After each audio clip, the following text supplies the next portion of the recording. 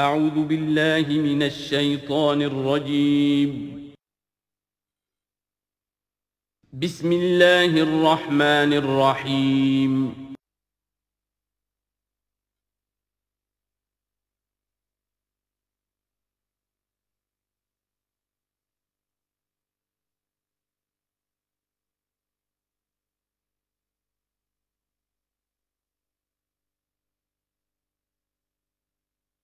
نحمده ونصلي على رسوله الكريم اما بعد فاعوذ بالله من الشيطان الرجيم بسم الله الرحمن الرحيم يا ايها الذين امنوا اتقوا الله حق تقاته ولا تموتن الا وانتم مسلمون واعتصموا بحبل الله جميعا ولا تفرقوا واذكروا نعمة الله عليكم اذ كنتم اعداء فالف بين قلوبكم فأصبحتم بنعمته إخوانا وكنتم على شفا حفرة من النار فأنقذكم منها كذلك يبين الله لكم آياته لعلكم تهتدون ولتكن منكم أمة يدعون إلى الخير ويأمرون بالمعروف وينهون عن المنكر وأولئك هم المفلحون صدق الله العظيم رب اشرح لي صدري ويسر لي امري واحلل عقدة من لساني يفقهوا قولي۔ سورہ آل عمران کا جو نصف ثانی اب شروع ہو رہا ہے تو آپ نے یہ مشابہت بھی نوٹ کر لی ہوگی کہ نصف اول میں سورہ بقرہ میں بھی ایک مرتبہ یا ایھا الذین آمنوا سے خطاب تھا، یا ایھا الذین آمنوا لا تقولوا راعنا وقولوا انظرنا واسمعوا۔ اسی طرح سورہ آل عمران کے نصف اول میں بھی ایک آیت وہ اوپر آ چکی ہے کہ یا ایھا الذین آمنوا ان تطیعوا فریقا من الذین اوتوا الکتاب یردوکم بعد ایمانکم کافرین۔ لیکن اصل خطاب جو ہے مسلمانوں سے شروع ہو رہا ہے وہ 11ویں رکوع سے، اور یہاں پر اصل میں ایک سہ نکاتی لائحہ عمل دیا جا رہا ہے امت کو۔ ظاہر بات ہے کہ یہ امت اب ہمیشہ ہمیشہ قائم رہنے والی ہے قیامت تک، اور اس میں زوال بھی آئے گا، اور اللہ تعالیٰ لوگوں باہمت لوگوں کو بھی پیدا کرے گا، اولو العزم لوگوں کو پیدا کرے گا، جیسا کہ ہمیں معلوم ہے مجددین امت اٹھتے رہے ہر صدی کے اندر۔ لیکن جب بھی کوئی کام دین کی تجدید کا ہو، دین کو اثر نو تازہ کرنے کی کوشش ہو، دین کو قائم کرنے کی جد و جہد ہو، تو اس کا ایک لائحہ عمل ہوگا۔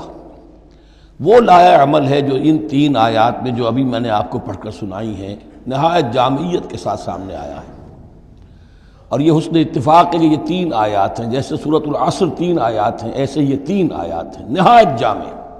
اس میں پہلا نقطہ کیا ہے؟ جب بھی کوئی کام کرنا ہے سب سے پہلے افراد کی شخصیت سازی، کردار سازی۔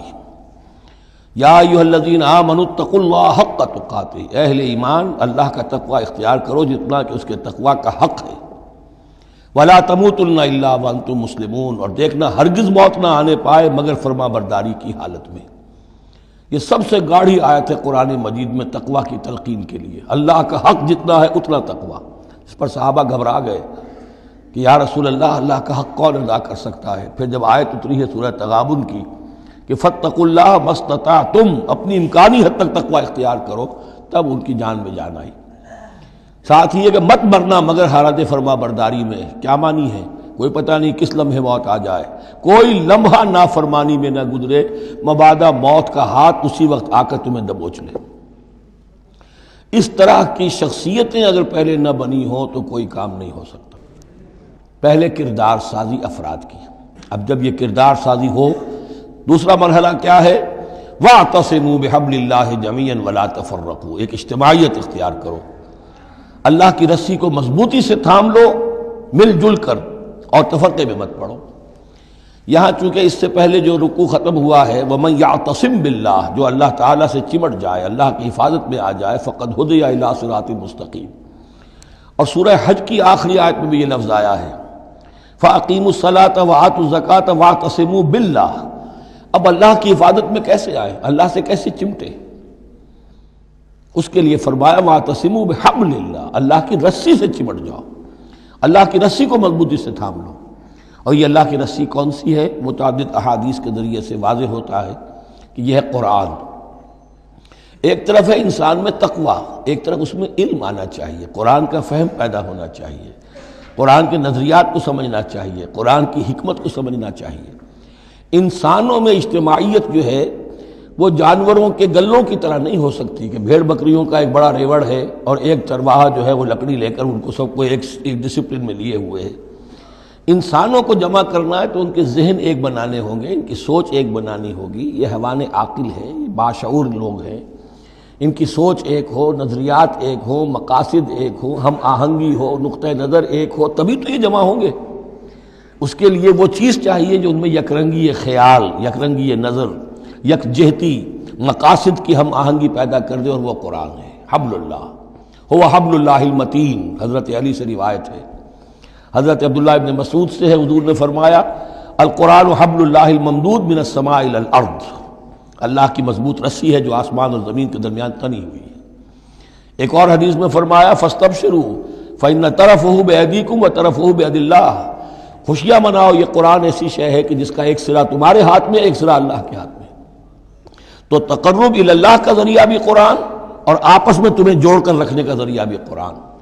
یہی وجہ ہے کہ ہماری ساری یہ تحریک جو ہے میری، اس کا اصل جو منبع ہے، سر چشمہ ہے، اس کا مبنی ہے، مدار ہے، وہ دعوت رجوع القرآن۔ پوری زندگی میں نے اپنی الحمدللہ کھپائی ہے اس کام میں، اور اسی کے ذریعے سے انجمن خدام القرآن اور قرآن اکیڈمیز، پھر 1 ایئر کورس، نوجوان جو ہیں تعلیم یافتہ لوگ ہیں، وہ پی ایچ ڈی بھی کر چکے ہیں، وہ ڈاکٹر بھی بن گئے ہیں، وہ انجینئر بھی ہیں، لیکن دین کی طرف سے جاہل ہیں، قرآن سمجھ نہیں سکتے۔ وہ آئیں، 1 سال رہیں ہمارے پاس، عربی سیکھیں، قرآن سیکھیں، تاکہ اس پر عمل ہو سکے۔ تو دوسرا نقطہ ہوا واعتصموا بحبل اللہ جميعا ولا تفرقوا واذکروا نعمت اللہ علیکم اذ کنتم اعداء، اور ذرا یاد کرو جو اللہ کا انعام تم پر ہوا کہ تم تو ایک دوسرے کے دشمن تھے۔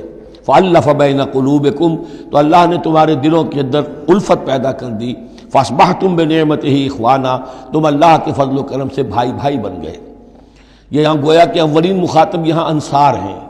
ان کے جو 2 قبیلے تھے اوس اور خزرج، وہ آپس میں لڑتے آ رہے تھے 100 برس سے، خاندانی دشمنیاں چلی آ رہی تھی، قتل کے بعد قتل، ادھر کا قتل ادھر کا قتل۔ لیکن اب جب یہ ایمان آیا، اللہ کی کتاب آ گئی، محمد رسول اللہ آ گئے، تو اب وہ شیر و شکر ہو گئے، ان کے جھگڑے ختم ہو گئے۔ اس طرح پورے عرب کے اندر غارت گری ہوتی تھی، اسے دارالامن بنا دیا۔ وَكُنْتُمْ عَلَى شَفَا حُفْرَةٍ مِّنَ النَّارِ، اور تم تو آگ کے گڑھے کے کنارے تک پہنچ گئے تھے، بس اس میں گرنے والے تھے۔ فَأَنْقَذَكُم مِّنْهَا، تو اللہ نے اس سے تمہیں نکال لیا اور بچا لیا۔ كَذَلِكَ يُبَيِّنُ اللَّهُ لَكُمْ آيَاتِهِ لَعَلَّكُمْ تَهْتَدُونَ، اس طرح اللہ تعالیٰ اپنی آیات تمہارے لیے واضح کر رہا ہے تاکہ تم راہ پاؤ، صحیح راہ پر قائم رہو۔ یہ 2 نقطے ہو گئے۔ پہلے افراد کے کردار کی تعمیر، تقوی اور تابعداری، فرما برداری، پھر جمعیت، تنظیم، جماعت، اور اس کے لیے جو معنوی، جو اس کے لیے ہے، جو محور ہے اس تنظیم کا، وہ معنوی محور کیا ہے؟ قرآن مجید، حبل اللہ، اعتصامش کن کہ حبل اللہ اوست، مضبوطی سے تھامو، اس کو علامہ اقبال کہتے ہیں قرآن کو، حبل اللہ یہ ہے۔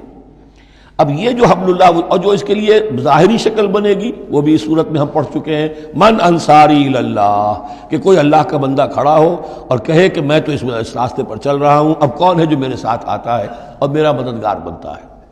اب ایسی جمعیت جو وجود میں آئی وہ کیا کرے گی؟ یہ تیسری آیت اہم ترین ہے۔ وَلْتَكُن مِّنكُمْ أُمَّةٌ يَدْعُونَ إِلَى الْخَيْرِ وَيَأْمُرُونَ بِالْمَعْرُوفِ وَيَنْهَوْنَ عَنِ الْمُنكَرِ، سے نکاتی پھر آ گیا۔ تیسرے میں 3 کام، یہ جماعت کے کرنے کے کام صرف 3 ہیں۔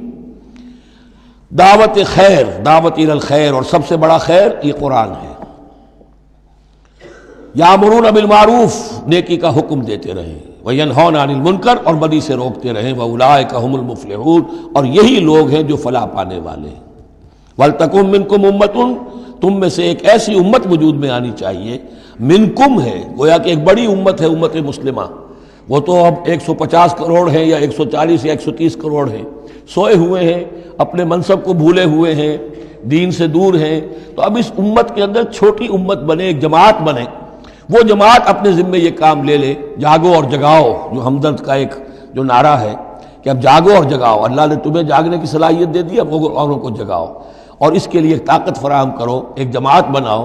وَلْتَكُن مِّنكُمْ أُمَّةٌ يَدْعُونَ إِلَى الْخَيْرِ وَيَأْمُرُونَ بِالْمَعْرُوفِ وَيَنْهَوْنَ عَنِ الْمُنكَرِ وَأُولَٰئِكَ هُمُ الْمُفْلِحُونَ۔ یہی لوگ فلاح پانے والے ہیں۔ وہ بڑی امت کروڑوں کی جو ہے جو یہ کام نہیں کرتی، وہ فلاح کی امید میں اگر ہے اور نجات کی امید میں ہے تو ایک امید موہوم ہے۔ فلاح پانے والے صرف یہ لوگ ہوں گے، اولئک ھم المفلحون۔ اب اسی میں آگے چل کر میں نے جو منہج انقلاب نبوی ہے اس میں یہ بات واضح کی ہے کہ جب کوئی انقلاب کے لیے آخری اقدام ہوگا وہ بھی نہی عن المنکر بالید، اس لیے کہ حدیث میں حضور نے نہی عن المنکر کے 3 مرتبے بیان کیے ہیں۔ ابو سعید خدری رضی اللہ عنہ سے روایت ہے، من رأى منکم منکرا فلیغیرہ بیدہ فإن لم یستطع فبلسانہ فإن لم یستطع فبقلبہ وذلک اضعف الایمان، رواہ مسلم رحمہ اللہ۔ تم میں سے کوئی شخص کسی منکر کو دیکھے، اس کا فرض ہے اسے طاقت سے، زور سے، ہاتھ سے بند کرے، روکے، بدلے۔ اگر اس کی طاقت نہیں ہے تو زبان سے تو کہے، اس کی بھی ہمت نہیں ہے تو دل میں نفرت ضرور رکھے، اور یہ ایمان کا کمزور ترین درجہ ہے۔ نفرت بھی ختم ہو گئی، وائے ناکامی متاع کارواں جاتا رہا، کارواں کے دل سے احساس زیاں جاتا رہا تو اب کوئی ایمان نہیں۔ ہاں دل میں نفرت ہے تو اگلا قدم اٹھاؤ، زبان سے کہنا شروع کرو، بھائی یہ چیز غلط ہے، یہ حرام ہے، یا اللہ نے اس کو حرام ٹھہرایا ہے، مت یہ کام کرو۔ لیکن ساتھ ہی اپنی طاقت بناتے جاؤ، ایک جماعت بناؤ، قوت بناؤ۔ جب وہ طاقت ہو جائے اب کہو کہ اب یہ نہیں کرنے دیں گے، پھر وہ ہوگا نہی عن المنکر بالید، طاقت کے ساتھ۔ یہ ہوگا انقلاب کا جو ہے آخری مرحلہ۔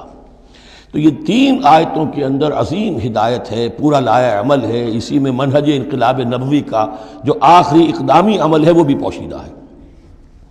وَلَا تَكُونُوا كَالَّذِينَ تَفَرَّقُوا وَاخْتَلَفُوا مِن بَعْدِ مَا جَاءَهُمُ الْبَيِّنَاتُ، اور ان لوگوں کی طرح نہ ہو جانا جو متفرق ہو گئے، فرقوں میں بٹ گئے اور انہوں نے اختلافات پیدا کر لیے اس کے بعد کہ ان کے پاس واضح تعلیمات آ گئی تھیں۔ اولئک لہم عذاب عظیم، ایسے لوگوں کے لیے تو بہت بڑا عذاب ہے۔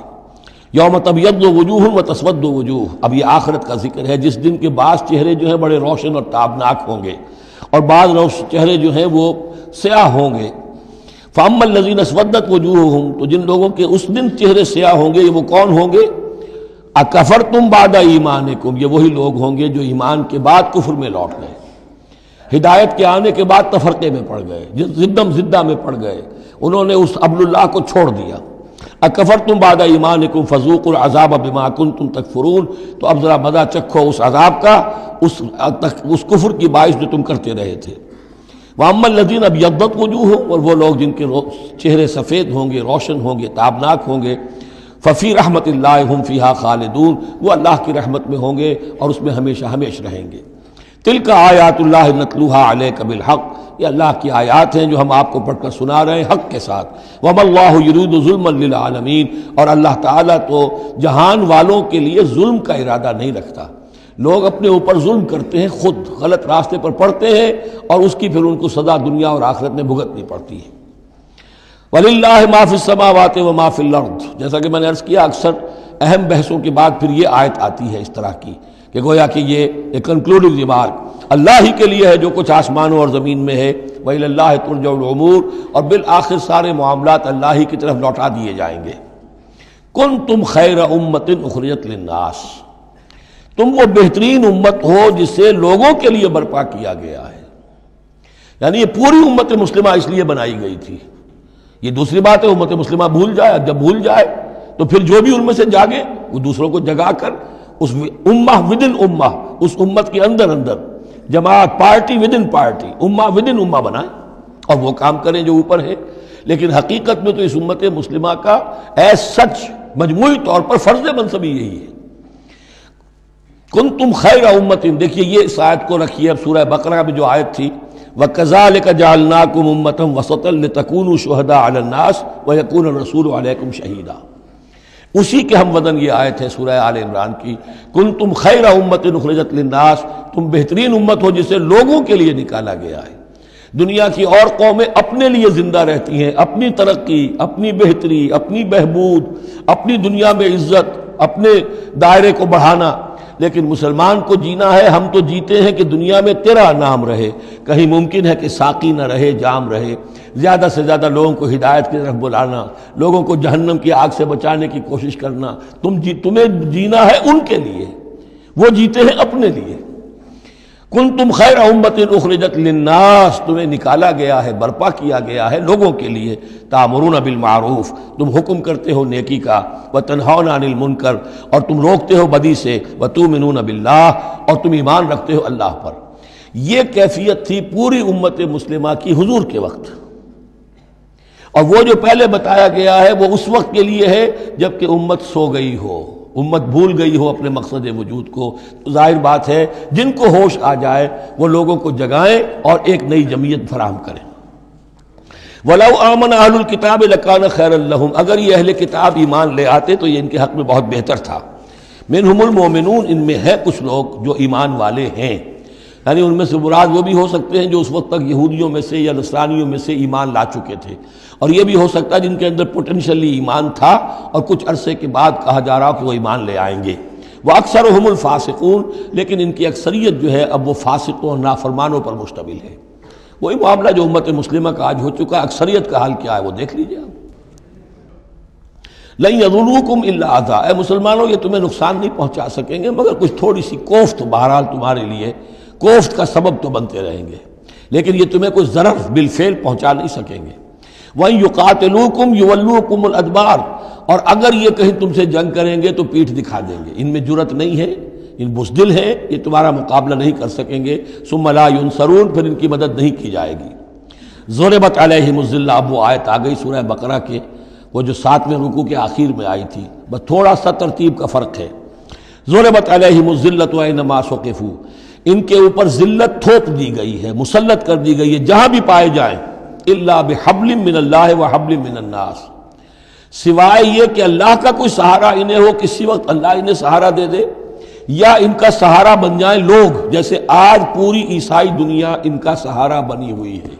اسرائیل قائم ہے تو اپنے بل پر نہیں، پوری عیسائی دنیا کی سپورٹ پر قائم ہے۔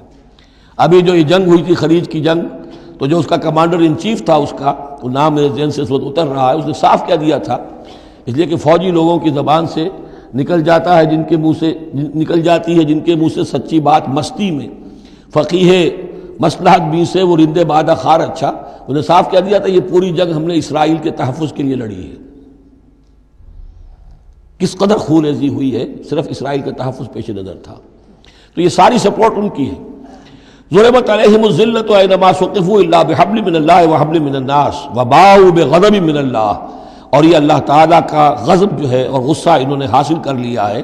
وضربت علیہم المسکنہ، اور ان کے اوپر کم ہمتی مسلط کر دی گئی ہے۔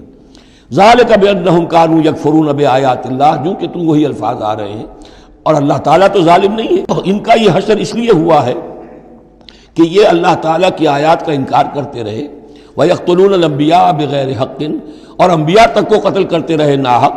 ذَلِكَ بِمَا عَصَوْا وَكَانُوا يَعْتَدُونَ، اور یہ ہوا اس لیے کہ انہوں نے نافرمانی کی روش اختیار کی اور حدود سے تجاوز کیا۔ لیسوا سواء، پھر وہی بات جو میں عرض کر چکا ہوں، یہ سب کے سب برابر نہیں ہیں، ان میں سے اچھے بھی ہیں برے بھی ہیں۔ من اہل الکتاب امۃ قائمۃ یتلون آیات اللہ آناء اللیل وہم یسجدون، اہل کتاب میں ایسے لوگ بھی ہیں جو کھڑے رہنے والے لوگ ہیں، سیدھے راستے پر ہیں، اللہ کی آیات پڑھتے رہتے ہیں رات کے اوقات میں اور سجدہ بھی کرتے ہیں۔ خاص طور پر چونکہ یہاں اہل کتاب کا لفظ آ رہا ہے، جو عیسائی راہب تھے حضور کے زمانے میں، ان پہ کثیر تعداد جو ہے وہ اس کردار کی حامل تھی۔ انہی میں سے ایک بحیرہ راہب تھا جس نے بچپن میں حضور کو پہچان لیا تھا، تو ان میں ایسے لوگ موجود تھے۔ یقیناً کوئی چھپے ہوئے ہوں گے یہود میں بھی، لیکن اکثر و بیشتر یہود میں سے یہ کردار ختم ہو چکا تھا، بہت ہی چند لوگ، لیکن عیسائیوں میں بکثرت موجود تھے۔ لیسوا سواء من اہل الکتاب امۃ قائمۃ یتلون آیات اللہ آناء اللیل وہم یسجدون یؤمنون باللہ والیوم الآخر، وہ ایمان رکھتے ہیں اللہ پر اور یوم آخر پر۔ وَيَأْمُرُونَ بِالْمَعْرُوفِ وَيَنْهَوْنَ عَنِ الْمُنْكَرِ، نیکی کا حکم دیتے ہیں، بدی سے روکتے ہیں۔ وَيُسَارِعُونَ فِي الْخَيْرَاتِ، اور نیکیوں میں ایک دوسرے سے آگے نکلنے کی کوشش کرتے ہیں۔ وَأُولَٰئِكَ مِنَ الصَّالِحِينَ، اور یقیناً یہ صالحین میں سے ہیں۔ وَمَا يَفْعَلُوا مِنْ خَيْرٍ فَلَنْ يُكْفَرُوهُ، جو خیر بھی یہ کریں گے تو اس کی ناقدری نہیں کی جائے گی۔ وَاللَّهُ عَلِيمٌ بِالْمُتَّقِينَ، اللہ تعالیٰ اپنے ایسے متقی بندوں سے واقف ہے۔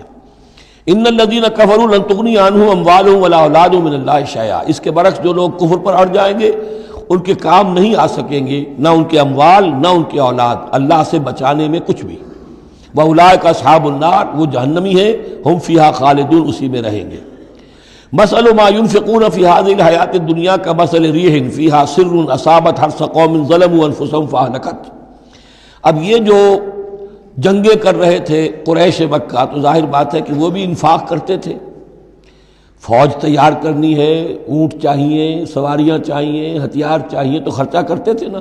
اب یہ اس کی طرف اشارہ ہے کہ یہ لوگ جو دنیا کی زندگی میں کچھ خرچ کرتے ہیں، یا تو دین کی مخالفت کے لیے، یا اپنے جی کو ذرا جھوٹی ایک تسلی دینے کے لیے کہ ہم کچھ نہ کچھ صدقہ خیرات بھی کرتے ہیں، چاہے ہمارا کردار کتنا ہی گر گیا ہو، تو ان کے انفاق کی مثال ایسی ہے کمثل ریح فیہا سر، کہ جیسے ایک زوردار آندھی ہو جس میں پالا ہو، بہت ٹھنڈ ہو، اصابت حرث قوم، وہ کسی قوم کی کھیتی کو آ پڑے، ظلموا انفسہم، جنہوں نے اپنی جان پر ظلم کیا، فاہلکت ہو، اور اس سب کو تباہ و برباد اور تہس نہس کر کے رکھ دے۔ یعنی ان کی یہ نیکیاں، ان کا یہ انفاق، ان کی یہ جد و جہد، یہ سب کی سب بالکل ضائع ہو جانے والی ہیں، ہبط ہو جانے والی نیکیاں، اور ضائع جانے والی ان کی ساری مساعی اور دوڑ دھوپ۔ وما ظلمهم اللہ ولکن انفسہم یظلمون، اور انہوں نے، ان پر اللہ نے کوئی ظلم نہیں کیا، بلکہ وہ اپنی جانوں پر خود ظلم ڈھا رہے ہیں۔ یا ایھا الذین آمنوا لا تتخذوا بطانۃ من دونکم، اہل ایمان مت بناؤ اپنے بھیدی اپنے سوا کسی کو، یعنی رازدار نہ بناؤ سوائے کسی مسلمان کے جس کے بارے میں اطمینان ہو، صاحب ایمان ہے، اس کے علاوہ کسی اور شخص کو اپنا بھیدی نہ بناؤ۔ چونکہ یہ مدینے میں رہتے تھے بہت عرصے سے، ان کی دوستیاں تھیں یہودیوں کی، اور ادھر جو ہے یہ اوس اور خزرج کے لوگوں کی، وہ دوستیاں ہیں، پس منظر ہے، پرانے تعلقات ہیں، روابط ہیں، اس کی وجہ سے وہ بسا اوقات جو راز کی باتیں ہوتی تھی وہ بھی بیچارے سادہ لوح مسلمان اپنی نیکی کے اندر، سادگی میں، وہ بھی ان کو بتا دیتے تھے۔ لا تتخذوا بطانۃ من دونکم لا یعلونکم خبالا، وہ تمہارے لیے کسی خرابی میں کوئی کسر نہیں چھوڑتے۔ ودوا ما عنتم، انہیں پسند ہے وہ چیز جو تمہیں تکلیف میں ڈالے، مشقت میں ڈالے۔ قد بدت البغضاء من افواہہم، ان کی جو دشمنی ہے تم سے وہ ان کے منہوں سے بھی ظاہر ہو چکی ہے، ان کا کلام ایسا ہوتا ہے، آتش برساتے ہیں زبان سے۔ وما تخفی صدورہم اکبر، اور جو کچھ زبان سے ظاہر ہوتا ہے وہ تو پھر بھی کم ہے، ان کے دلوں کے اندر جو آگ بھڑک رہی ہے دشمنی کی اور حسد کی، وہ اس سے کہیں بڑھ کر ہے۔ قد بینا لکم الآیات ان کنتم تعقلون، ہم نے تمہارے لیے اپنی آیات کو واضح کر دیا ہے اگر تم عقل سے کام لو، یعنی باز آ جاؤ، اپنے اس طرز عمل کو دیکھو۔ ہاں انتم اولئک تحبونہم، تمہارا حال تو یہ کہ تم ان سے محبت کرتے ہو، شرافت ہے تمہاری، سادہ لوحی ہے، پرانے تعلقات ہیں، ان تعلقات کو تم نبھانا چاہتے ہو۔ ولا یحبونکم، لیکن جان لو وہ تم سے محبت نہیں کرتے۔ وتؤمنون بالکتاب کلہ، اور تمہاری شان یہ کہ تم پوری کتاب کو مانتے ہو، تم تورات کو بھی مانتے ہو، انجیل کو بھی مانتے ہو۔ یہ نصیبا من التورات آیا تھا نا، نصیبا من الکتاب، کتاب ہی کا ایک حصہ تھا تورات، کتاب ہی کا ایک حصہ اللہ تعالیٰ کی اس قدیم کتاب جو ام الکتاب میں سے ہی پھر یہ انجیل آئی ہے، اسی ام الکتاب سے پھر قرآن مجید کامل آیا ہے۔ تو تم تو مانتے ہو پوری کتاب کو۔ وَإِذَا لَقُوكُمْ قَالُوا آمَنَّا، اور جب یہ تم سے ملتے ہیں تو کہتے ہیں جی ہم بھی مومن ہیں، ہم بھی مانتے ہیں، بات ٹھیک ہے آپ کی۔ وَإِذَا خَلَوْا، جب وہ علیحدگی میں ہوتے ہیں، خلوت میں ہوتے ہیں، عَضُّوا عَلَيْكُمُ الْأَنَامِنَ مِنَ الْغَيْظِ، تو اب تم پر غصے کی وجہ سے اپنی انگلیاں چباتے ہیں۔ عَضَّ يَعُضُّ، انگلیاں کاٹنا، غصے کہ اب کچھ پیش نہیں جا رہی، اور اسلام کا جو ہے معاملہ اور آگے سے آگے بڑھتا جا رہا ہے، لیکن یہ کہ اس کے غصے میں پیچ و تاب کھاتے ہیں، اپنی انگلیاں چباتے ہیں۔ قل موتوا بغیظکم، ان سے کہو کہ مرو اپنے اس غصے میں، غم میں، اپنے جذبات میں۔ ان اللہ علیم بذات الصدور، یقیناً اللہ تعالیٰ جو کچھ سینوں کے اندر مضمر ہے اس سے بھی واقف ہے۔ ان تمسسکم حسنۃ تسؤہم، اگر تمہیں اے مسلمانوں کوئی بھلائی پہنچ جائے، کوئی خیر ہو جائے، تمہیں کہیں فتح نصیب ہو جائے، انہیں بری لگتی ہے۔ وَإِن تُصِبْكُمْ سَیِّئَةٌ یفرحوا بِہَا، اور اگر تمہیں کوئی تکلیف پہنچے، کہیں کوئی زخم پہنچ جائے، کوئی عارضی طور پر شکست کہیں ہو جائے، جیسے احد میں ہو گئی تھی، تو بڑے خوش ہوتے ہیں، شادیانے بجاتے ہیں۔ وَإِن تَصْبِرُوا وَتَتَّقُوا، لیکن یہ کہ اگر تم صبر کرتے رہو اور تقویٰ کی روش اختیار کرو، لَا يَضُرُّكُمْ كَيْدُهُمْ شَيْئًا، ان کی یہ ساری چالیں تمہیں کوئی مستقل نقصان نہیں پہنچا سکیں گی۔ لیکن یہ کہ صبر اور تقویٰ، یہ دو چیزیں، وَاسْتَعِینُوا بِالصَّبْرِ وَالصَّلَاةِ، وہی صلاۃ جو ہے اس کی جگہ یہاں لفظ تقویٰ آ گیا ہے کہ یہ تم اگر کرتے رہو گے تو پھر یہ کہ ان کی ساری سازشیں ناکام ہوں گی بالآخر۔ ان اللہ بما یعملون محیط، جو کچھ یہ کر رہے ہیں اللہ اس کا احاطہ کیے ہوئے ہے. یہ اللہ کے اس دائرے سے جو اللہ نے ایک حد کھینچی ہوئی ہے اس سے آگے نہیں نکل سکتے، بس اس کے اندر اندر اچھل کود کر رہے ہیں. جو بھی ان کی سازشیں ہیں وہ ہو رہی ہیں، لیکن یہ کہ اللہ تمہیں ضمانت دے رہا ہے کہ کوئی مستقل تمہیں نقصان یہ نہیں پہنچا سکیں گے. اب یہاں سے 6 رکوع، میں نے عرض کیا تھا کہ نصف ثانی کو 3 حصوں میں تقسیم سمجھیے. پہلے 2 رکوع مکمل ہو گئے، 11واں اور 12واں. اب 6 رکوع مسلسل چلیں گے غزوہ احد کے حالات پر. پہلے وہ غزوہ سمجھ لیجئے کہ تھا کیا. غزوہ بدر کا چونکہ تذکرہ ہوگا وہ تو سورہ انفال میں ہم پڑھیں گے. ترتیب مصحف اور ہے، زمانی ترتیب نہیں ہے، ترتیب نزولی نہیں ہے. غزوہ بدر میں مسلمانوں کو بہت زبردست اللہ نے فتح دی. کفار مکہ کو بڑی زک پہنچی. 70 بڑے تقریباً سارے ان کے بڑے سردار مارے گئے. ان کے اندر اب جو جلن تھی اور غصہ تھا، اور عرب کا یہ مزاج تھا کہ بدلہ لینا ہے، لہذا 1 سال کے اندر انہوں نے پوری تیاری کی. تمام جو بھی کر سکتے تھے ساز و سامان جمع کیا 3000 کا لشکر لے کر. اور اب ابو سفیان، ابو جہل تو مارا جا چکا تھا، وہ تھا سردار جو کہ بدر میں آیا تھا فوج لے کر. اب ابو سفیان جو ہیں وہ چونکہ بعد میں ایمان لے آئے، ان کے نام کو تو ہم ادب کے ساتھ ہی لیں گے. اب وہ سردار تھے اس وقت، اور وہ 3000 کا لشکر لے کر آئے. اور اس دفعہ وہ اتنا اہتمام کر کے آئے تھے کہ ہماری فتح یقینی ہے. اپنے بچوں کو، خاص طور پہ خواتین کو بھی ساتھ لے کر آئے تاکہ ہمارے اندر غیرت رہے کہ ہماری عورتیں بھی ساتھ ہیں. اگر کہیں میدان سے ہمارے قدم اکھڑ گئے تو ہماری عورتیں جو ہے وہ قبضے میں چلی جائیں گی مسلمانوں کے. تو ہند جو تھی، اس کی بیوی، ابو سفیان کی بیوی ہند، وہ بھی ایمان لے آئی بعد میں. لیکن عتبہ کی بیٹی تھی، اس کا باپ اور بھائی عتبہ ابن ربیعہ، اور چچا اس کا اور بھائی، یہ 3 جو ہیں بدر میں قتل ہو چکے تھے، مسلمانوں کے ہاتھوں واسر جہنم ہو چکے تھے.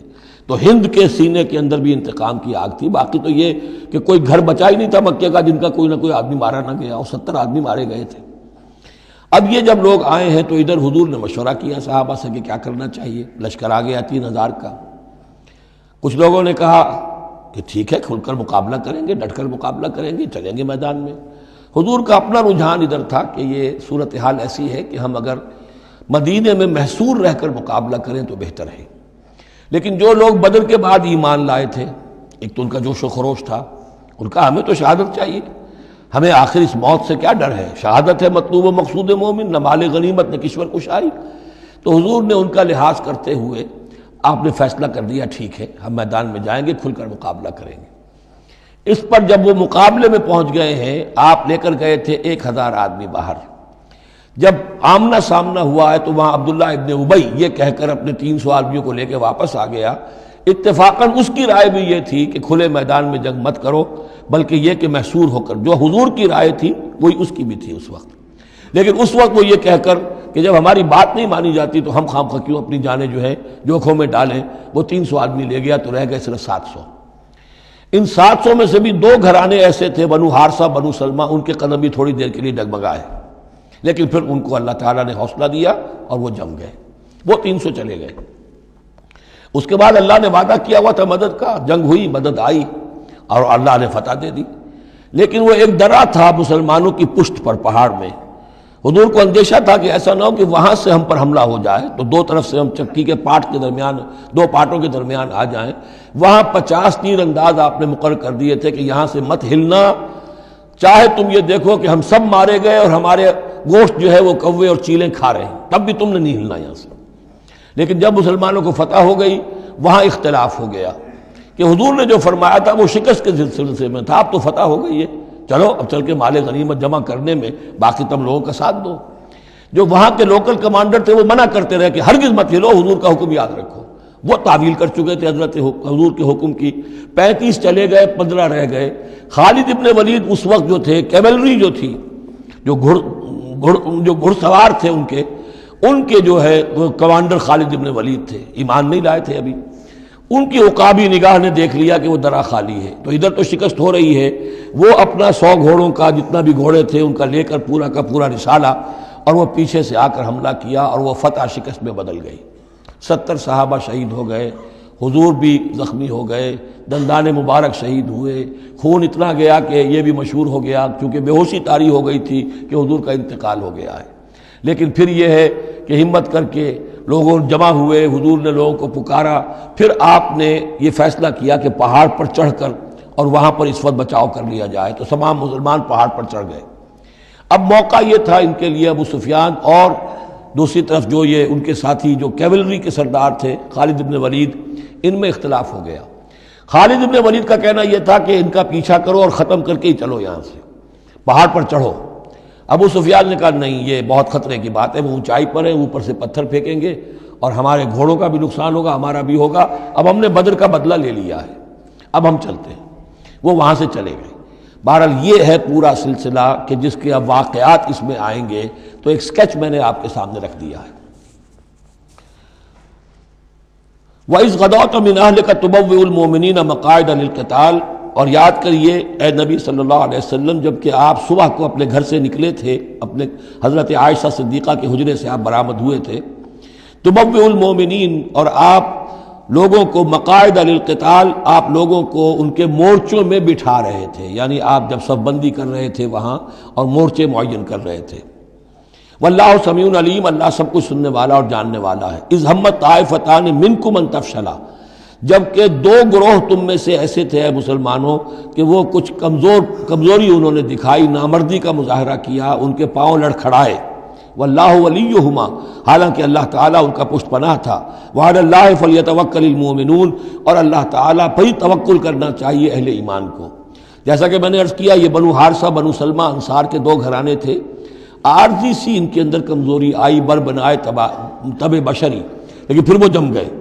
لیکن ان کی جو ہے ذکر قرآن میں کر دیا گیا، اور وہ اس پر فخر کرتے تھے کہ ہم وہ لوگ ہیں کہ جن کا ذکر اللہ نے قرآن میں کیا ہے، واللہ ولیہما، کیونکہ پھر وہ عارضی سی جو ان پر آئی تھی کمزوری، وہ رفع ہو گئی۔ اور آپ غور کریں گے کہ وہ جو بدبخت تھے 300 جو چلے گئے عین میدان جنگ سے، ان کا ذکر بھی اللہ نہیں کر رہا یہاں پر، گویا کہ وہ اس لائق بھی نہیں ہے کہ ان کا ذکر کیا جائے۔ انڈائریکٹلی اس کا ذکر آخر میں آئے گا، ورنہ شروع میں نہیں۔ وَلَقَدْ نَصَرَكُمُ اللَّهُ بِبَدْرٍ وَأَنْتُمْ أَذِلَّةٌ، اور مسلمانوں یاد کرو اللہ نے تمہاری مدد کی تھی بدر میں جبکہ تم بہت کمزور تھے۔ کل 8 تلواریں، 313 کے سوا سب کے پاس تلواریں نہیں تھیں، 8 تلواریں کل۔ 200 کا 100 گھوڑے کا رسالہ لے کر آئے تھے بدر میں بھی، ادھر 2 گھوڑے تھے صرف، ادھر 700 اونٹ تھے، ادھر 70 اونٹ تھے۔ یہ کوئی 313 کے مقابلے میں 1000، اللہ نے تمہاری مدد کی تھی۔ وَلَقَدْ نَصَرَكُمُ اللَّهُ بِبَدْرٍ وَأَنْتُمْ أَذِلَّةٌ، تم بہت کمزور تھے اس وقت۔ فَاتَّقُوا اللَّهَ لَعَلَّكُمْ تَشْكُرُونَ، تو اللہ کا تقوی اختیار کرو تاکہ تم اللہ کا صحیح معنی میں شکر ادا کر سکو۔ اِذْ تَقُولُ لِلْمُؤْمِنِينَ، اے نبی جبکہ آپ کہہ رہے تھے اہل ایمان سے، أَلَنْ يَكْفِيَكُمْ، کیا تمہارے لیے یہ کافی نہیں ہے، أَنْ يُمِدَّكُمْ رَبُّكُمْ بِثَلَاثَةِ آلَافٍ مِنَ الْمَلَائِكَةِ مُنزَلِينَ، کہ اللہ تعالیٰ تمہاری مدد کرے 3000 فرشتوں سے کہ جو آئیں اترنے والے ہیں آسمان سے، یعنی 3000 کا لشکر آیا ہے۔ تو اے مسلمانوں میں تمہیں خوشخبری دیتا ہوں، اللہ تعالیٰ 3000 فرشتے تمہاری مدد کو بھیجے گا۔ بلا، حضور نے اللہ تعالیٰ کی طرف سے آ رہا، یہ بات تو حضور نے فرمائی تھی، اللہ تعالیٰ نے حضور کی اس دعا، گویا کہ دعا کہہ لیجئے یا جو بھی آپ نے پیشن گوئی کی، ایک طرح کا استدعا بھی ہو سکتی تھی کہ اللہ سے اس طریقے سے آپ یہ استدعا کر رہے ہوں، تو فوراً اس کی منظوری کا اعلان ہو گیا، بلا کیوں نہیں۔ ان تصبروا وتتقوا، مسلمانوں اگر تم صبر کرو گے اور تقوی کی روش پر رہو گے، وَيَأْتُوكُم مِّن فَوْرِهِمْ هَٰذَا، اور اگر وہ فوری طور پر تم پر حملہ آور ہو جائے دشمن، يُمْدِدْكُمْ رَبُّكُمْ بِخَمْسَةِ آلَافٍ، تو اللہ تو تمہاری مدد کرے گا تمہارا پروردگار 3000 نہیں 5000 فرشتوں کے ذریعے سے، مصوبین جو نشان زدہ گھوڑوں کے اوپر آئیں گے۔ لیکن اس کے ساتھ دیکھیے وَمَا جَعَلَهُ اللَّهُ إِلَّا بُشْرَىٰ لَكُمْ، لیکن یہ سب بھی اللہ تعالیٰ کی طرف سے ایک بشارت کے طور پر تمہیں بتا دیا گیا، وَلِتَطْمَئِنَّ قُلُوبُكُمْ بِهِ، اور تاکہ تمہارے دل مطمئن ہو جائیں، وَمَا النَّصْرُ إِلَّا مِنْ عِنْدِ اللَّهِ، مدد تو ہوتی ہی اللہ کی طرف سے ہے، فرشتوں کا بھیجنا بھی ضروری نہیں ہے، اللہ فرشتوں کو بھیجے بغیر مدد کر سکتا ہے، کن فیکون کی شان رکھتا ہے، لیکن تمہاری طبع بشری کے حوالے سے تمہیں یہ خبر دی گئی ہے کہ 3000 کی اگر دشمن سامنے ہے تو تمہیں 3 نہیں 5000، اگر وہ فوری طور پر آگے حملہ آور ہو گئے تو 5000 تمہیں فرشتے بھیج دیں گے۔ لِيَقْطَعَ طَرَفًا مِّنَ الَّذِينَ كَفَرُوا، یہ اللہ تعالیٰ چاہتا ہے کہ یہ کافروں کا ایک بازو کاٹ دے، اور یکبتہم، یا ان کو ذلیل کر دے، فینقلبوا خائبین، تاکہ پھر وہ لوٹ جائیں بہت ہی خائب و خاسر ہو کر، ناکام ہو کر۔ اب یہ گفتگو ذہن میں رکھیے، ترتیب جو ہے وہ نہیں ہے۔ پہلے جو ذکر ہو رہا ہے وہ تو آپ میدان جنگ میں پہنچ چکے تھے، یہ ذکر ہو رہا ہے اس سے پہلے کا، جب خبریں پہنچی ہوں گی کہ 3000 کا لشکر آ رہا ہے، اس وقت جو گفتگو ہوئی ہے۔ اب اس جنگ کے دوران جو بھی کچھ مسلمانوں سے خطائیں ہوئیں، غلطیاں ہوئیں، ان کی طرف بھی اشارہ ہے۔ اس میں بعض ایک معاملہ ایسا بھی ہوا جو حضور سے بھی خطا کا ایک معاملہ ہوا، اس کے اوپر بھی گرفت ہے، بلکہ سب سے پہلے حضور والے معاملے کو لیا جا رہا ہے۔ جب آپ زخمی ہو گئے شدید اور آپ پر بے ہوشی بھی طاری ہوئی، پھر جب ہوش میں آیا تو آپ کی زبان پر یہ الفاظ آ گئے، کیف یہدی اللہ قوما خضبوا وجہ نبیہم بالدم، اللہ اس قوم کو کیسے ہدایت دے گا جس نے اپنے نبی کے چہرے کو خون سے رنگ دیا، کیونکہ تلوار کا وار پڑا تھا آپ کی یہ چیک جو ہے، چیک بون پر، یہ جو ہڈی ہے چہرے کی، اور اس سے 2 آپ کے دانت بھی شہید ہو گئے تھے، اور یہ کہ فوارہ خون کا چھوٹا تھا، اور اس فوارے سے ظاہر بات ہے آپ کا پورا چہرہ لہو لہان، پورا جسم، اور خون اتنا گیا کہ آپ پر بے ہوشی طاری ہو گئی۔ کیف یہدی اللہ قوما، اللہ کیسے ہدایت دے گا اس قوم کو، خضبوا جنہوں نے رنگ دیا، وجہ نبیہم اپنے نبی کے چہرے کو، بالدم خون سے۔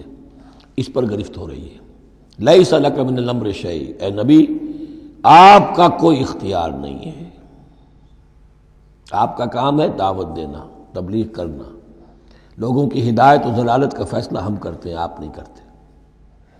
اور دیکھیے اللہ نے کیا شان دکھائی، جس شخص کی وجہ سے یہ سب کچھ ہوا ہے، خالد ابن ولید، حضور ہی کے زبان مبارک سے اسے خطاب دلوایا، خالد سیف من سیوف اللہ، خالد اللہ کی تلواروں میں سے تلوار ہے۔ حالانکہ یہ ساری زخم جو پہنچی ہے وہ حضرت خالد ابن ولید اس وقت تک جو وہ کفر کے سرداروں میں سے تھے، اور وہ آئے تھے۔ لیس لک من الامر شیء، اے نبی یہ اختیار آپ کا نہیں ہے، اور یتوب علیہ اور یعذبہ، اللہ کے اختیار میں، وہ چاہے گا تو ان کی توبہ کی توفیق دے دے گا، وہ ایمان لے آئیں گے، یا اللہ چاہے گا انہیں عذاب دے گا، فإنہم ظالمون، اس لیے کہ ظالم تو ہیں، انہوں نے گناہ تو کیا ہے، غلط کام کر رہے ہیں، سزا کے وہ حقدار ہو چکے ہیں، لیکن ہو سکتا ہے اللہ انہیں ہدایت دے دے۔ اب دیکھیے یہ وقت کی بات ہوتی ہے، چند سال پہلے طائف میں وہ دعا جو ہے آپ سے کہا گیا، فرشتہ آیا کہ اے نبی جنہوں نے آپ پر پتھراؤ کیا ہے اور آپ کی توہین و تذلیل کی ہے، یہ ملک الجبال جو ہے کہتا ہے کہ میں حاضر ہوں، مجھے اللہ نے بھیجا ہے، آپ فرمائیں تو ان دونوں پہاڑوں کو ٹکرا دوں جن کے مابین یہ وادی کے اندر یہ شہر طائف آباد ہے، تاکہ یہ سب پس جائیں، سرما ہو جائیں۔ آپ نے فرمایا نہیں، کیا عجب کہ اللہ تعالیٰ ان کی آئندہ نسلوں کو ہدایت دے دے۔ لیکن اب یہ مرحلہ کچھ ایسا تھا کہ زبان مبارک سے وہ جملہ نکل گیا۔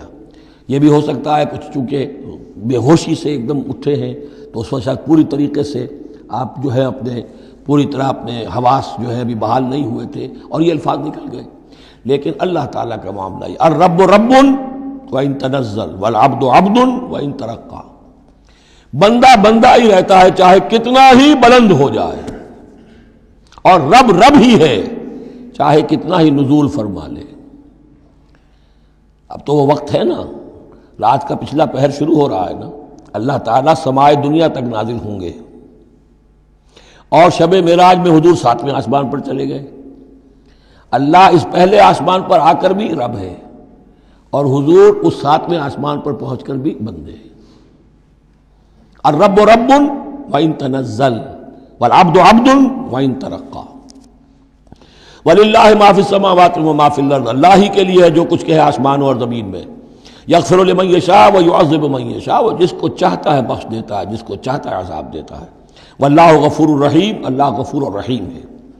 یا ایھا الذین آمنوا لا تاکلوا الربا اضعافا مضاعفہ، اہل ایمان سود مت کھاؤ دوگنے پر دگنا۔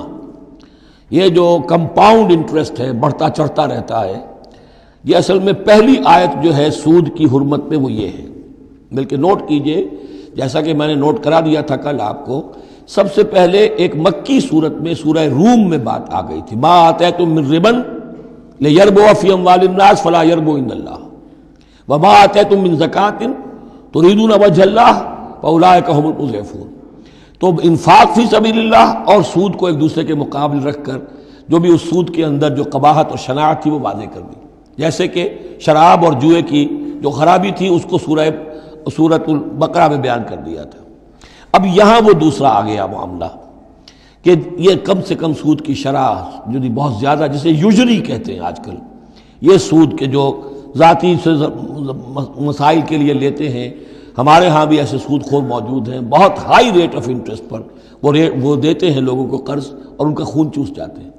تو پہلے اس سود کی مذمت آئی ہے، آخری حکم ہے پھر اس سود کا جو بیع کے اندر سود ہے، وہ ہے وہ حکم کہ جو سن 9 میں نازل ہوا، لیکن ترتیب مصحف میں وہ سورہ بقرہ میں ہے، وہ پورا رکوع ہم پڑھ چکے ہیں، اور اس رکوع کی آخری آیت وہ ہے جو قرآن مجید کی آخری آیت ہے ترتیب نزولی میں، وَاتَّقُوا يَوْمًا تُرْجَعُونَ فِيهِ إِلَى اللَّهِ۔ یہ کیوں یہاں پر آیت آئی ہے؟ اس لیے کہ محسوس ایسا ہوتا ہے کہ وہ جو 35 تیر انداز وہاں سے چھوڑ کر چلے گئے تھے، تو کوئی ان کے تحت الشعور میں مال غنیمت کی کوئی طلب تھی جو نہیں ہونی چاہیے تھی۔ اس حوالے سے کہ سود خوری جو بھی ہے یہ انسان کے اندر مال سے محبت ایسی پیدا کر دیتی ہے جس کی وجہ سے اس کے کردار کے اندر بڑے بڑے خلا پیدا ہو سکتے ہیں۔ لہذا یہاں اسی کے حوالے سے یا ایھا الذین آمنوا لا تاکلوا الربا اضعافا مضاعفۃ واتقوا اللہ لعلکم تفلحون، اور اللہ کا تقوی اختیار کرو تاکہ تم فلاح پاؤ۔ واتقوا النار التی اعدت للکافرین، اس آگ سے بچو، ڈرو اس آگ سے جو کافروں کے لیے تیار کی گئی ہے، بھڑکائی گئی ہے۔ وَأَطِیعُوا اللَّهَ وَالرَّسُولَ لَعَلَّکُمْ تُرْحَمُونَ، اور اللہ اور اس کے رسول کی اطاعت کرتے رہو تاکہ تم پر رحم کیا جائے۔ وَسَارِعُوا إِلَىٰ مَغْفِرَةٍ مِّن رَّبِّكُمْ، اور دوڑو اپنے رب کی مغفرت کے حصول کے لیے۔ وَجَنَّةٍ عَرْضُهَا السَّمَاوَاتُ وَالْأَرْضُ، اور اس جنت کو حاصل کرنے کے لیے جس کا پھیلاؤ آسمانوں اور زمین جتنا ہے۔ اعدت للمتقین، وہ تیار کی گئی ہے، سنواری گئی ہے، اس کا سنگھار کیا گیا ہے اہل تقوی کے لیے۔ الذین ينفقون فی السراء والضراء، وہ لوگ جو خرچ کرتے ہیں سود کے مقابلے میں انفاق، یہ تقابل پھر دیکھ لیجئے، جو خرچ کرتے ہیں سرائے خوشی میں بھی، والضراء خود تنگ دست ہے تب بھی کرتے ہیں چاہے تکلیف میں ہیں، والکاظمین الغیظ، اور وہ لوگ جو اپنے غصے کو پی جانے والے ہیں، والعافین عن الناس، اور وہ لوگ جو لوگوں کی خطاؤں سے درگزر کرتے ہیں انہیں معاف کر دیتے ہیں۔ واللہ یحب المحسنین، اللہ تعالیٰ ایسے محسنین کو پسند کرتا ہے، یہ درجہ احسان ہے، اسلام، ایمان، پھر احسان۔ والذین اذا فعلوا فاحشۃ او ظلموا انفسهم، اور اگر ان میں سے کبھی کسی سے کوئی غلطی ہو جاتی ہے کہ اگر وہ کر بیٹھیں کوئی کھلا گناہ، کوئی بے حیائی کا ارتکاب، یا اپنے اوپر کوئی اور ظلم کر بیٹھیں، ذکر اللہ، فوراً انہیں اللہ یاد آ جاتا ہے، فاستغفروا لذنوبہم، تو وہ اللہ تعالیٰ سے استغفار کرتے ہیں۔ یہ مضمون سورہ نساء میں آئے گا کہ اللہ تعالیٰ نے اپنے اوپر واجب ٹھہرایا ہے کہ جو شخص مسلمان صاحب ایمان کو خطا اس سے ہو جائے اور وہ فوراً توبہ کر لے، تو اللہ تعالیٰ جو ہے اس نے اپنے اوپر واجب ٹھہرا لیا ہے کہ اس کی دعا کو ضرور قبول کرے گا۔ وَمَن يَغْفِرُ الذُّنُوبَ إِلَّا اللَّهُ، اور کون ہے جو معاف کر سکے گناہوں کو سوائے اللہ کے۔ وَلَمْ يُصِرُّوا عَلَىٰ مَا فَعَلُوا، اور وہ اپنے اس غلط فعل پر اصرار نہیں کرتے، یعنی یہ کہ کرتے چلے جا رہے کرتے چلے جا رہے کرتے چلے جا، موت آ گئی تو اب توبہ کریں گے، تب توبہ نہیں ہے۔ ایک خطا ہو گئی، جذبات میں ہو گئی، بھول میں ہو گئی، فوراً ہوش آیا، فوراً جو ہے گڑ گڑائے، فوراً توبہ کی، عزم مصمم کیا اللہ دوبارہ نہیں کروں گا، پوری پشیمانی کے ساتھ اللہ کی جناب میں اپنے پورے صمیم قلب کے ساتھ توبہ کی، اللہ اس توبہ کی قبول کرنے کی ضمانت دیتا ہے۔ اولئک جزاؤہم مغفرۃ من ربہم، یہ وہ لوگ ہیں کہ جن کا بدلہ ہے ان کے رب کی طرف سے مغفرت، وجنات تجری من تحتہا الانہار خالدین فیہا، اور وہ باغات کہ جن کے نیچے یا جن کے دامن میں ندیاں بہتی ہوں گی اور وہ اس میں ہمیشہ ہمیش رہیں گے۔ ونعم اجر العاملین، اور بہت ہی اچھا بدلہ ہے عمل کرنے والوں کے لیے۔ قد خلت من قبلکم سنن فسیروا فی الارض، تم سے پہلے بھی بہت سی قومیں، بہت سے حالات اور واقعات گزر چکے ہیں۔ فسیروا فی الارض، تو زمین میں گھومو پھرو، فانظروا کیف کان عاقبۃ المکذبین، اور دیکھو کہ کیسا انجام ہوا ہے جھٹلانے والوں کا۔ جب ان کے قریش کے قافلے جاتے تھے وہ شام کی طرف، تو راستے میں تو جو قوم سمود کا مسکن بھی آتا تھا، وہ بستیاں بھی آتی تھیں جن میں کبھی حضرت لوط نے تبلیغ کی تھی، ان کے جو کھنڈرات تھے، تو یاد کرو کہ ان کے ساتھ کیا کچھ ہوا ہے۔ ھذا بیان للناس وھدی وموعظۃ للمتقین، یہ بیان ہے لوگوں کے لیے، وضاحت ہے لوگوں کے لیے، اور ہدایت ہے اور نصیحت ہے متقین کے حق میں۔ ولا تہنوا ولا تحزنوا، یہ آیت بڑی اہم ہے، اور نہ کمزور پڑو اور نہ غم کھاؤ۔ وانتم الاعلون ان کنتم مؤمنین، ہمارا پختہ وعدہ تمہارے ساتھ یہ ہے کہ تم ہی سربلند ہوگے، آخری فتح تمہاری ہوگی، تم ہی سب سے اونچے ہوگے بشرطے کہ تم مومن ہوئے۔ اور اس آیت کا میں حوالہ دیا کرتا ہوں، آج دنیا میں ہم ذلیل ہیں، اعلیٰ تو نہیں ہے، بلند تو نہیں ہے، نتیجہ کیا نکلتا ہے؟ ایمان نہیں ہے ہمارے اندر، ایک عقیدہ ہے، موروثی عقیدہ ہے، ایمان، یقین والا ایمان، burning faith, living faith, conviction, وہ کہاں ہے؟ یا پھر قرآن اللہ کا کہنا جھوٹ ہے، انتم الاعلون ان کنتم مؤمنین۔ ہو نہیں سکتا کہ امت کے اندر ایمان موجود ہو اور پھر وہ دنیا میں ذلیل و خوار ہو۔ ان یمسسکم قرح فقد مس القوم قرح مثلہ، اب ظاہر بات ہے کہ اتنی بڑی جو ایک چوٹ پہنچی تھی، 70 صحابہ شہید ہو گئے، اس میں حضرت حمزہ بھی ہیں، مصعب بن عمیر بھی ہیں، انصار کا کوئی گھرانہ نہیں تھا، واپس جب آئے ہیں حضور صلی اللہ علیہ وسلم اور مسلمان تو ہر گھر میں کوہرام مچا ہوا، اس وقت تک میت پر بیان کرنے کی بھی ممانعت نہیں ہوئی تھی، تو عورتیں جو ہیں وہ مرثیے کہہ رہی تھیں، بیان کر رہی تھیں، ماتم کر رہی تھیں۔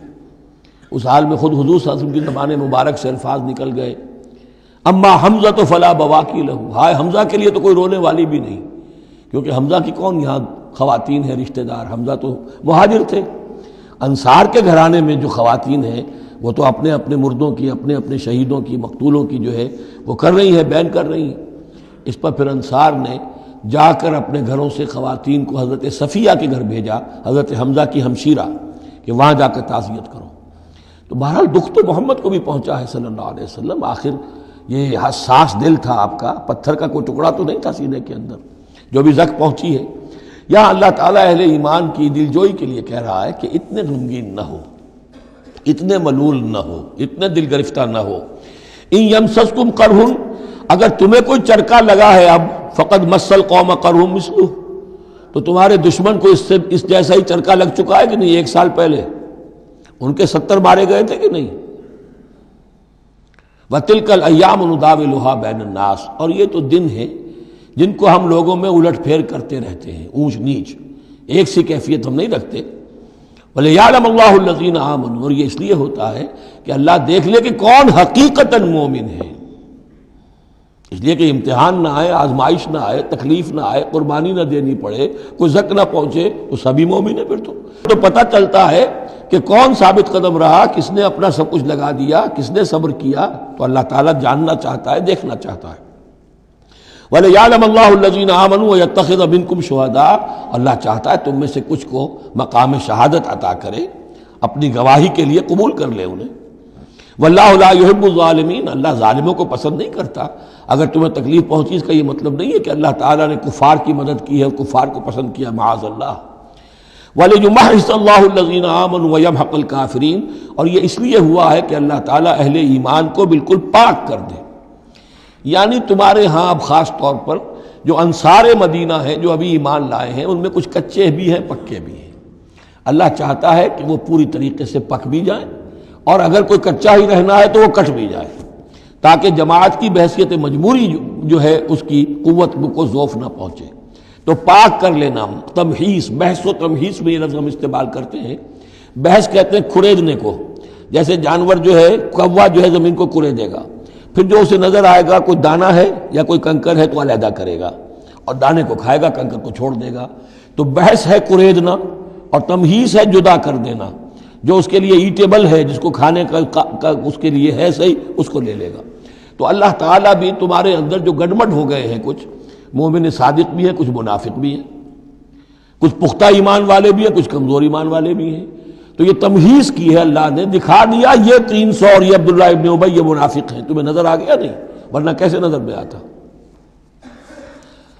وَلِيُمَحِّصَ اللَّهُ الَّذِينَ آمَنُوا، تاکہ اللہ تعالیٰ اہل ایمان کو بالکل خالص کر دے، وَيَمْحَقَ الْكَافِرِينَ، اور کافروں کو مٹا دے۔ ام حسبتم ان تدخلوا الجنہ، اب یہ آیت تقریباً وہی ہے وہ جو اس سے پہلے ہم پڑھ چکے ہیں، نوٹ کر لیجئے، وہاں وہ آیت نمبر 142 تھی، 214، اور یہاں 142 ہے۔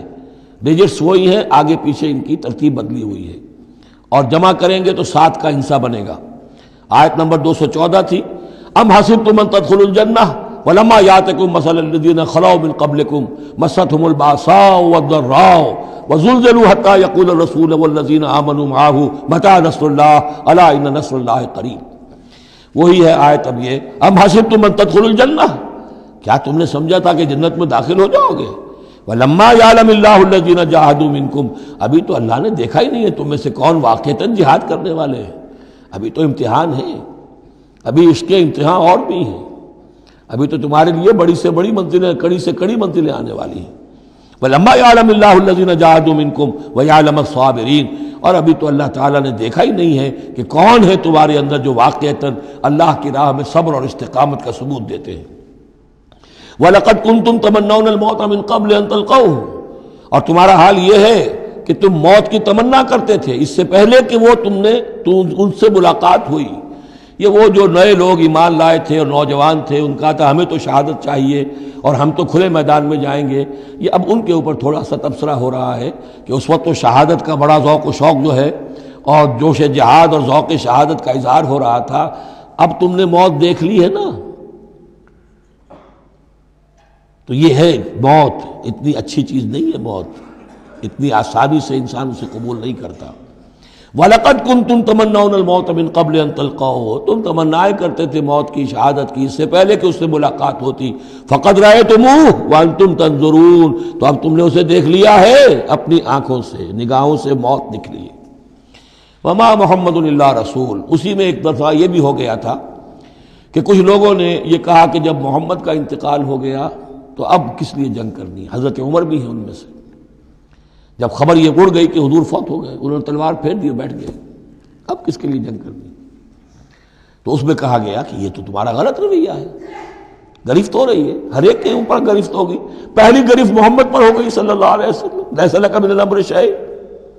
تو حضرت عمر بہرحال حضور کے مقابلے میں تو کوئی حیثیت نہیں، ان پر بھی گرفت ہو رہی ہے۔ وما محمد الا رسول، اور محمد کچھ نہیں ہے اس کے سوا کہ وہ اللہ کے رسول ہے، وہ معبود تو نہیں ہے۔ تم ان کے لیے تو جہاد نہیں کر رہے، تم جہاد اللہ کے لیے کر رہے ہو، دین کا غلبہ جو ہے وہ اللہ کے دین کا غلبہ ہے۔ محمد کی حیثیت کیا ہے؟ وہ تو اللہ کے رسول ہے۔ وما محمد الا رسول قد خلت من قبلہ الرسل، اور ان سے پہلے بہت سے رسول گزر چکے۔ افئن مات، تو اگر وہ ان کا انتقال ہو جائے، او قتلا، یا بالفرض وہ قتل ہو جائیں، انقلبتم علی اعقابکم، تو کیا تم اپنی ایڑیوں کے بل لوٹ جاؤ گے؟ یہی تمہارے دین اور ایمان کی حقیقت ہے۔ وَمَن يَنقلب عَلَىٰ عَقِبَيْهِ فَلَن يَضُرَّ اللَّهَ شَيْئًا، اور جو کوئی بھی اپنی ایڑیوں کے بل لوٹ جائے گا وہ اللہ کو کوئی نقصان نہیں پہنچائے گا۔ وَسَيَجْزِي اللَّهُ الشَّاكِرِينَ، ہاں اللہ بدلہ دے گا شکر کرنے والوں کو۔ حضرت عمر چونکہ جذباتی انسان تھے، اس میں کوئی شک نہیں، تقریباً یہی کیفیت حضور کے انتقال پر پھر ہو گئی تھی ان کی، تلوار کھینچ کر بیٹھ گئے تھے، جو کہے گا محمد کا انتقال ہو گیا سر اڑا دوں گا اس کا۔ وہ تو پھر حضرت ابو بکر آئے، وہ یار غار، ثانی اسلام و غار و بدر و قبر، وہ آئے ہیں، ان کے لیے چونکہ رکاوٹ نہیں تھی، حضرت عمر تو اندر جا نہیں سکتے تھے، حضرت عائشہ کا حجرہ تھا، اب حضرت عائشہ بیٹی ہیں حضرت ابو بکر کی، وہ سیدھے گئے حجرے میں، جا کر چہرے مبارک پر چادر تھی ہٹائی اور آپ کی پیشانی کو بوسہ دیا اور کہا کہ اب دوبارہ موت آپ پر وارد نہیں ہوگی، اب تو حیات جاویدانی آپ کو حاصل ہو چکی۔ پھر باہر آ کر یہی آیت پڑھی، وما محمد الا رسول قد خلت من قبلہ الرسل افئن مات او قتل انقلبتم علی اعقابکم۔ حضرت عمر کہتے ہیں مجھے محسوس ہوا جیسے یہ آیت ابھی نازل ہوئی ہے، اتنا اثر ہوا۔ یہ عظیمت تھی حضرت ابو بکر کی، بہت بلند مقام ہے حضرت ابو بکر کا۔ وما کان النفس ان تموت الا باذن اللہ، اور کسی جان کے لیے یہ ممکن ہی نہیں ہے کہ وہ مر سکے، اس پر موت وارد ہو مگر اللہ کے حکم سے۔ کتابا مؤجلہ، وہ تو لکھی ہوئی شے ہے اجل معین کے ساتھ، ہر ایک کا وقت طے ہے۔ Death is the best guard, آپ کا باڈی گارڈ جو ہے سب سے بہترین وہ موت ہے۔ موت کا وقت جب ہے تبھی آئے گی، اس سے پہلے کوئی آپ کے لیے موت لا نہیں سکتا۔ لہذا سب سے بڑی حفاظت انسان کے لیے خود اس کی موت ہے۔ وما كان النفس ان تموت الا باذن الله كتابا مؤجلا ومن يريد ثواب الدنيا نؤته منها، جو کوئی دنیا کا اجر و ثواب چاہتا ہے ہم اسے دیتے ہیں. یہ سورہ بقرہ میں بھی ہم پڑھ چکے تھے حج کے ذکر میں. وَمَن يُرِدْ ثَوَابَ الْآخِرَةِ نُؤْتِهِ مِنْهَا, اور جو واقعتاً آخرت کا ثواب چاہتا ہے, بدلہ چاہتا ہے, جزا چاہتا ہے اپنے اعمال کی, ہم اس میں سے اس کو دیں گے. وَسَنَجْزِي الشَّاكِرِينَ, اور شکر کرنے والوں کو ہم جزا دیں گے. وَكَأَيٍّ مِّن نَبِيٍّ قَاتَلَ مَعَهُ رِبِّيُّونَ كَثِيرٌ, اور اے مسلمانوں یہ تمہارے ساتھ جو واقعہ پیش آیا ہے وہ پہلا تو نہیں ہے. کتنے ہی نبی ایسے گزرے ہیں کہ ان کے ساتھ ہو کر ربیون, یہ ربی ربائی جو ان کا یہودیوں کے ہاں آج بھی لفظ چلتا ہے, ربانیون, ربائز, ربی, جو اللہ والے ہیں, اللہ کے ماننے اور چاہنے والے, اللہ کے متوالے, اللہ کے دیوانے. کائیم من نبی, کتنے ہی نبی گزرے ہیں, قاتل معاہو, ان کے ساتھ ہو کر جنگ کیا, ربیون نے, کثیر, اللہ والوں نے, اللہ کے غلاموں نے, اللہ کے عاشقوں نے. فما وہنوا لما اصابہم فی سبیل اللہ, تو اللہ کی راہ میں جو بھی تکلیفیں ان پر آئیں اس میں انہوں نے جی نہیں ہارا. وما ضعفوا, نہ انہوں نے کمزوری دکھائی. وما استکانوا, نہ ہمت ہاری. واللہ یحب الصابرین, اور اللہ تعالیٰ کو ایسے صابروں ہی سے محبت ہے. تو اے مسلمانوں ان کا کردار اپناؤ اور دل گرفتہ نہ ہو. وما كان قولهم الا ان قالوا ربنا اغفر لنا ذنوبنا واسرافنا في امرنا, اور ان کا تو ہر مرحلے پر یہی قول ہوتا تھا کہ وہ دعا کرتے تھے, اے رب ہمارے بخش دے ہمیں ہمارے گناہ, واسرافنا في امرنا, اور اگر ہم سے اپنے کسی معاملے میں حد سے تجاوز ہو جائے, جیسے کچھ تجاوز ہو گیا حضور سے کہ آپ نے وہ الفاظ فرما دیے, کیف یہدی اللہ قوما خضبوا وجہ نبیہم بالدم, یا جیسے حضرت عمر سے ہو گیا کہ تلوار پھینک کر بیٹھ گئے. تو اللہ جو اسراف ہم سے ہو جائے, اسراف ہے کسی حد سے تجاوز کر جانا, جائز حد تک خرچ کرنا ٹھیک ہے, آپ اس میں آگے بڑھ جاتے ہیں وہ اسراف ہے. وَإِسْرَافَنَا فِي أَمْرِنَا, بخش دے جو بھی اسراف, جو بھی زیادتی ہم سے ہو گئی. وَثَبِّتْ أَقْدَامَنَا, اور ہمارے قدموں کو جما دے. وَانصُرْنَا عَلَى الْقَوْمِ الْكَافِرِينَ, اور ہماری مدد فرما کافروں کے مقابلے میں. یہی دعا تھی حضرت طالوت کے ساتھیوں کی, یہی دعا تھی جس پر ختم ہوئی وہ دعا کہ جو سورہ بقرہ کے اختتام پر آئی, فانصرنا علی الکافرین, وہی دعا یہاں بھی ہے.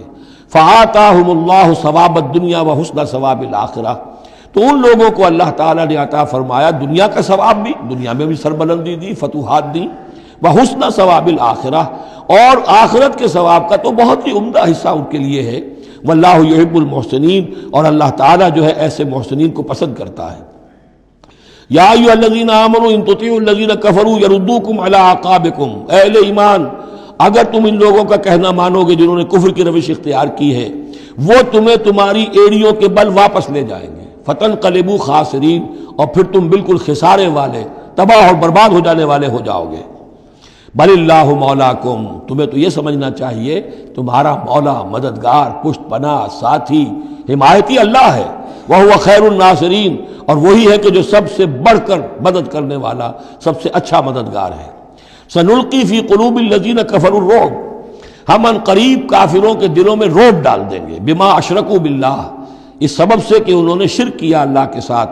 مَا لَمْ يُنَزِّلْ بِهِ سُلْطَانًا, اور ایسی چیزوں کو شریک ٹھہرایا, ایسی ہستیوں کو یا چیزوں کو جس کے لیے اللہ تعالیٰ نے کوئی سند نہیں اتاری. وَمَأْوَاهُمُ النَّارُ وَبِئْسَ مَثْوَى الظَّالِمِينَ, اور اللہ ان کا ٹھکانہ جو ہے وہ جہنم ہے, اور بہت ہی برا ٹھکانہ ہے ظالموں کے لیے. یہ اصل میں اس آیت میں توجیہ ہو رہی ہے کہ وہ کیوں چلے گئے, جبکہ اس درجے ان کو یعنی کھلی فتح حاصل ہو چکی تھی, مسلمانوں کو ہزیمت ہو گئی. حضور اور صحابہ جو ہے انہوں نے پناہ لے لی ہے پہاڑ کے اوپر جا کر. خالد بن ولید کہہ بھی رہے ہیں کہ اس معاملے کو ہم ختم کرنا چاہیے, روز روز کا ٹنٹا جو ہے وہ اب نہ رہے. لیکن ابو سفیان کے اندر دل میں کوئی ایسا رعب اللہ نے اس وقت ڈال دیا کہ وہاں سے وہ چلے گئے. ورنہ یہ کہ واقعتاً اس وقت صورتحال جو ہے مسلمانوں کے لیے بہت مخدوش ہو چکی تھی. بارک اللہ لی و لکم فی القرآن العظیم ونفعنی و ایاکم بالآیات والذکر الحکیم.